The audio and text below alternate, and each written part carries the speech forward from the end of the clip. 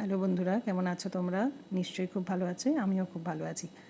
আজ রাতে বাড়ি ফিরে এসে বাড়িতে রুটি আর চিকেন কষা করলাম।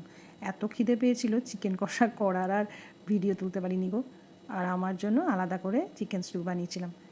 এই খাবারটা খেতে খেতে হঠাৎ ছোটোবেলা ফিরে গেলাম।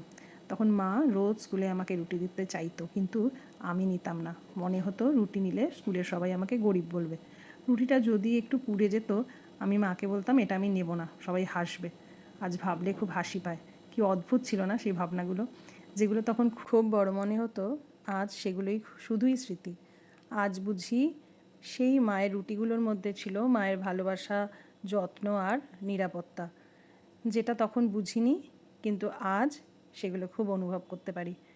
সময় বদলাচ্ছে, ভাবনাও বদলাচ্ছে, কিন্তু শুধু স্মৃতি মন ছুঁয়ে যেতেই থাকে। আজকের এই চিকেন স্টুয়ের মধ্যে শরীর তো গরম করেই, বাট মনটা খুব নরম করে দিয়েছিল। কিছু মুহূর্ত আছে তো খারাপ লাগে না ভালো লাগে, বোঝাও যায় না যে কি মনে হয়। যাই হোক, সন্ধেবেলাটা আমি এসে এগুলো প্রস্তুতি করে, আবার অনেক কাজ ছিল বাড়িতে, তাই রাত্রেবেলা সবাইকে খেতে দিয়ে নিজেও খেয়ে একটু রিল্যাক্স করে খেলাম টিভি দেখতে দেখতে। তোমাদের ডিনারের মেনুতে কী ছিল নিশ্চয়ই জানিও। সুস্থ থেকো, ভালো থেকো, টাটা।